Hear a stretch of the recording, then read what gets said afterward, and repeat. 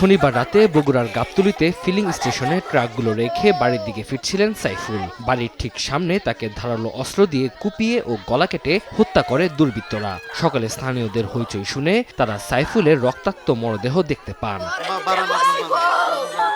খবর পেয়ে নিহতের মরদেহ উদ্ধার করে ময়নাতদন্তের জন্য সদর হাসপাতালের মর্গে পাঠায় পুলিশ। স্বজনরা জানান, জেলা শহরের সাবগ্রাম এলাকায় ট্রাকের ব্যবসা পরিচালনা করতেন সাইফুল। আর্থিক কোনো লেনদেন নিয়ে তাকে হত্যা করা হতে পারে। হত্যাকারীদের শনাক্ত করে আইনের আওতায় আনতে কাজ করছে পুলিশ। রাতের বেলা আম্মু ফোন দিয়েছিল যে কোনটি তুমি করছো সাবগ্রাম আছি, করছো তাড়াতাড়ি বাড়িতে আসো, করছো আচ্ছা যাবো। আমার ভাই মানুষ হিসেবে যথেষ্ট ভালো ছিল। গ্রামে কারোর সাথে কোনো ধরনের যে জ্যাম বা ফাসাদ এ ধরনের কোনো কিছুই নাই। এর সঙ্গে কারা জড়িত তাদেরকে আইনের আওতায় নিয়ে এসে তাদের বিচার করা হোক। নিশ্চয়ই কোনো শত্রুতার জের ধরে কেউ ওত পেতেছিল। প্রাথমিকভাবে আমাদের এটা মনে হয়েছে, আরও তদন্ত প্রয়োজন। আমরা তদন্ত পরবর্তীতে খুব ক্লিয়ার হব যে আসলেই এটা কিভাবে এবং কেন, কারা কিভাবে হত্যাটি সংঘটিত করেছে।